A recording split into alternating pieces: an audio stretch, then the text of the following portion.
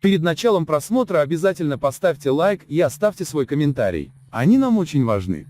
Волна критических выступлений в адрес политики туркменских властей затронула в этом году и туркменских студентов в России. Один из них, 26-летний ашхабадец Розгильды Чолиев, обучавшийся в Карачаево-Черкесии, сообщил правозащитникам, что подвергся давлению администрации российского вуза и ФСБ после размещения в интернете видеообращений под ником Арас с критикой режима президента Бердымухамедова. Его родственники на родине также оказались под прессингом из-за его выступлений на YouTube. Чолиев поступил на факультет физической культуры Карачаево-Черкесского государственного университета им УД Алиева летом 2018 года. Его жена Мехриджимал Худай-Назарова обучается в том же университете на филолога. Супруги являются гражданами Туркменистана.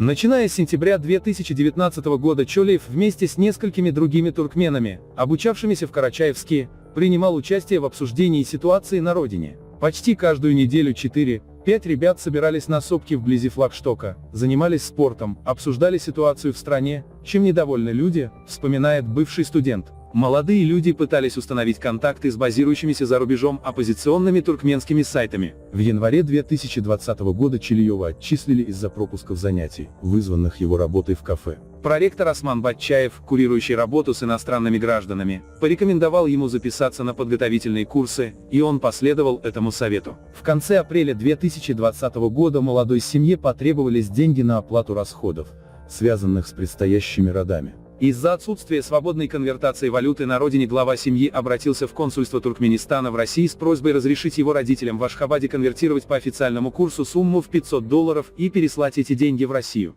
Я приложил копии всех документов, включая свидетельство об инвалидности отца, то, что мать на пенсии, свидетельство о смерти обоих родителей супруги, рассказывает бывший студент. Консульство обещало помочь. Вскоре его маму пригласили в Центральный банк Туркменистана, где сообщили, что гражданам Туркменистана, дети которых обучаются за рубежом, в настоящее время разрешены конвертация и перевод не более $200 в месяц. Исключений для нее делать не будут. Университет также отказался помочь. Между тем 30 апреля Мехриджимал была помещена в роддом, где 2 мая у нее родился сын Джалалиддин. Возмущенный бюрократизмом туркменских властей Розгильды Чолиев, как и многие другие туркмены в последние месяцы, открыто высказал свое недовольство в интернете. Видеозаписи появились на оппозиционных каналах Тюркмения, Бвайрлес Элин, Объединяемся, Юнайт и Халкин Сеси.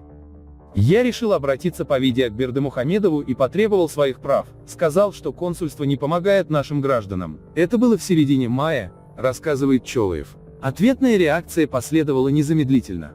Через 2-3 дня после выхода первого видео проректор пришел в нашу общагу и попросил одного студента вызвать меня на беседу в комнату коменданта. Вместе с ним были 2 туркмен из нашего университета. Он спросил, почему я выпустил видео и призывал выходить на улицу, выступать против президента Бердымухамедова, критиковал посольство. Я ответил, что я против нынешней политики в Туркменистане, против нарушений прав человека, в том числе и своих. В ответ проректор заявил, что я опозорил университет и опорочил честь своей страны. Он сказал, что дает мне 20-25 минут, чтобы собрать вещи и что меня отправят в консульство в Москву, а оттуда в Туркменистан. В моем присутствии он позвонил в туркменское консульство. Оказывается, до этого консульство уже связывалось с ним и обвинило меня в терроризме. Консул сообщил, что в вашем университете учится студент, причастный к террористической деятельности. Изучите его дело и отправьте его к нам, мы отсюда его депортируем. Проректор пригрозил, что мною займется ФСБ. Я объяснил, что не желаю никому вреда, к терроризму никого не призывал. Один из туркмен, Сапали, перевел мои видео, потребовали, чтобы я удалил их и не размещал новые, в противном случае меня депортируют из России.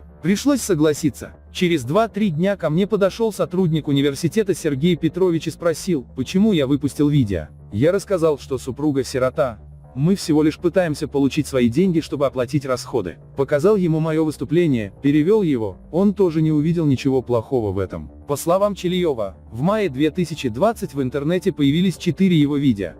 В одном из них, опубликованном 23 мая, он призывал студентов туркмен объединяться и действовать, критиковал туркменских силовиков и называл президента Бердымухамедова оскорбительным именем Харамгулы, распространенным в туркменском сегменте интернета. Спустя 3-4 дня после разговора с проректором при выходе из магазина на улицу Магометова Чилиева остановил неизвестный в гражданской одежде, который представился как сотрудник ФСБ. Беседа, проходившая в машине неизвестного, продолжалась около часа. Вновь звучали вопросы к Чолиеву, зачем он разместил видео, почему он выступает с критикой туркменского правительства.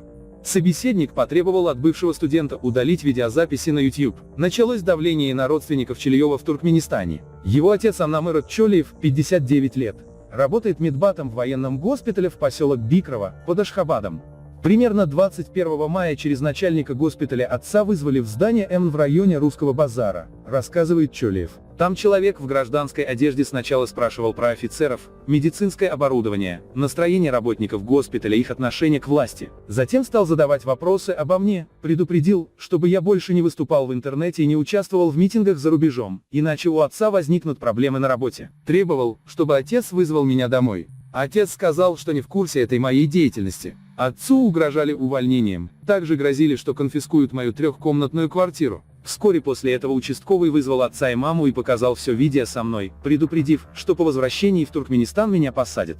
Угрозы не остановили Чилиева. 18 сентября 2020 года бывший студент вылетел в Турцию, где планировал установить контакты с участниками протестного движения. В августе и в конце сентября на странице группы Turkmenia, Wireless Elin, «Объединяемся! Unite!» в YouTube он разместил новые видеоролики с критикой туркменских властей и призывами выйти на протесты. За интернет-обращениями последовала новая волна давления на родственников. По словам Розгельды Чилиева, его отца до сих пор уводят в полицейский участок и допрашивают по 1-2 дня. Маму, 60-летнюю пенсионерку Агулмарал Чолиеву, в конце сентября вызвал в полицию Арчабильского этапа Ашхабада участковый инспектор по имени Мёкан. Там двое в гражданской одежде допросили ее, потребовали, чтобы ее сын больше не выступал в интернете. Брата Мёрдана Чилиева, 1987 год работавшего специалистом по установке видеокамер в спортгородке, понизили в должности после звонка его начальнику из полиции, рассказавшей о выступлениях в интернете. 26 сентября на работу к нему пришел неизвестный в гражданской одежде, предупредивший, что в случае новых видеовыступлений Мёрдан будет уволен. Сестра Гульшат Чилиева, 1989 год около 10 лет проработавшая в государственной компании Алтын АСР, оператор сотовой связи, в конце сентября была понижена в должности и переведена на работу из центрального аппарата компании в один из пунктов по продаже сим-карт.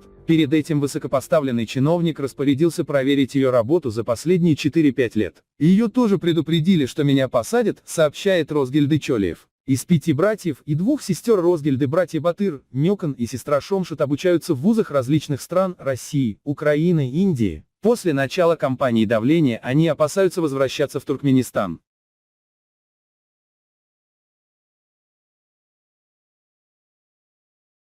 Перед началом просмотра обязательно поставьте лайк и оставьте свой комментарий. Они нам очень важны.